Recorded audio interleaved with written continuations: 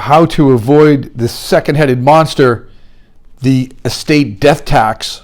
Oh no.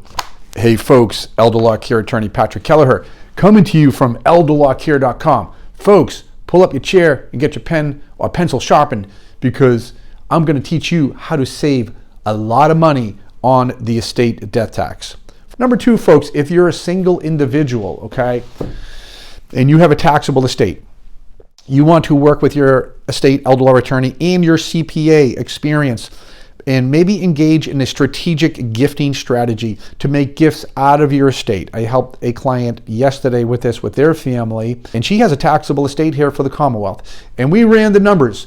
And first and foremost, you want to assess and evaluate before you start making gifts to make sure you have sufficient funds to live until you're 100 or longer. So you have to think about yourself first and foremost. Run the numbers with an experienced estate elder law attorney, your CPA, your financial professional, to make sure that you have sufficient funds to last you the rest of your years and beyond. And then once you can answer yes to that, you want to work with an experienced elder law attorney and CPA to make gifts out of your estate to your children. For example, if you have 3 children, you can give them, currently under the annual gift tax exclusion rules, $17,000 each per calendar year from January 1st through December 31st, okay, calendar year, without the need of filing a gift tax return called a 709 return, okay? But get this, if you're at 1.3 million, like my client was, and another client was at 1.6 million, you can gift in larger amounts in excess of that annual gift tax exclusion amount. But once you exceed, for this year it's 17,000 in a calendar year, you will have a legal requirement to have your CPA assist you file a 709 gift tax return. You likely will not have to pay any gift tax, but the taxing authority keeps track. But long and short of it, if you go over that $17,000 this year in 2023, make sure you file that 709 gift tax return. But in a theoretical tax saving strategy, that person or you could gift $300,000 in 1 year to your 3 children, Mo, Larry, and Curly. File that 709 gift tax returns with the taxing authority to comply with the Internal Revenue Code, right? To be in compliance, as you always want to be. And you can spend down your estate from 1.3 to $1 million. Maybe give an additional gift to the grandchildren and get under $1 million. Now you're under the $1 million threshold here in the Commonwealth of Massachusetts, and you may be able to reduce your estate tax, okay?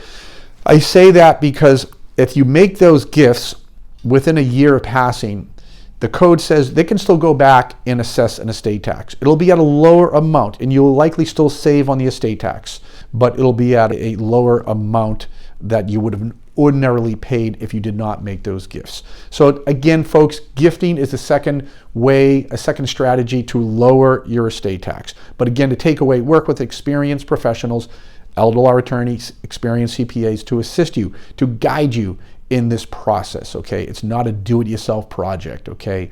Because you might make a mistake and it could be detrimental. The third reason is charities.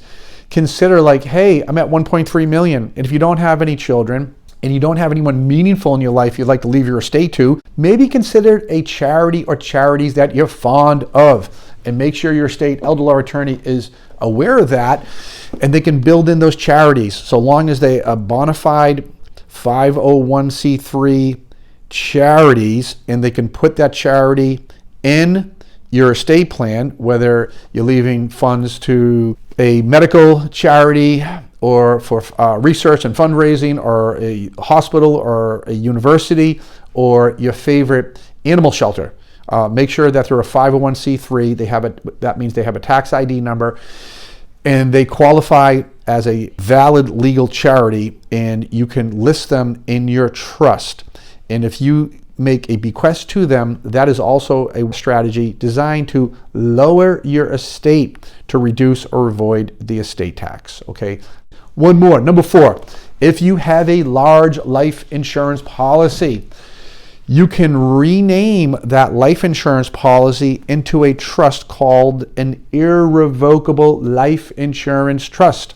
Some folks use the acronym ILET, I-L-I-T, ILET, for Irrevocable Life Insurance Trust. And so if you have that large life insurance policy, or if you're looking to purchase a large life insurance policy and you run the numbers, if you get to say $1 million term life policy or a $500,000 term life policy, and that policy puts you over the $1 million threshold because the taxing authority will include the death benefit value into the calculation to calculate your gross estate. And I've seen cases where folks have relatively modest estates, $700,000 estate, under $1 million, but they have a $500,000 life insurance policy, and that puts them over. 700,000 times 500,000 is what? 1.2 million. Now, bingo, you have an obligation to the taxing authority because you're over $1 million. $1.2 million estate is about $50,000 owed to the taxing authority here in Massachusetts. So in comes the ILET, Irrevocable Life Insurance Trust. You have your estate elder law attorney create an irrevocable life insurance trust, and you rename that life insurance policy from your name, Bill Smith or Mary Smith, to Bill's Irrevocable Life Insurance Trust or Mary's Irrevocable Life Insurance Trust, okay? And then your beneficiaries are the beneficiaries and so forth. So legally, that life insurance policy is out of your name and not taxable in your gross estate because it's owned by your Irrevocable Life Insurance Trust. Legal technical takeaway. IRS has a rule. If you have a current life insurance policy, they do not like deathbed transfers. So there's a 3-year waiting period if you transfer a current life insurance policy to an irrevocable life insurance trust. 3-year wait period. One way to not wait to 3 years, if you purchase a new life insurance policy, then you'll have that protection day one on a new life insurance policy. Folks, there you have it. 4 ways, 4 strategies to reduce the estate death tax, whether it's federal estate tax, but more applicable for the state estate tax who are easily over that $1 million here in Massachusetts. Take advantage of one of those 4 strategies because it will save you and your loved ones a lot of money. Folks, if you found this video helpful, please scroll down and post a comment or a question because a member of our team will get back to you as soon as possible. Click on the subscribe button because we will keep you updated with other important elder law and tax matters. Folks, thanks for joining us here today at elderlawcare.com.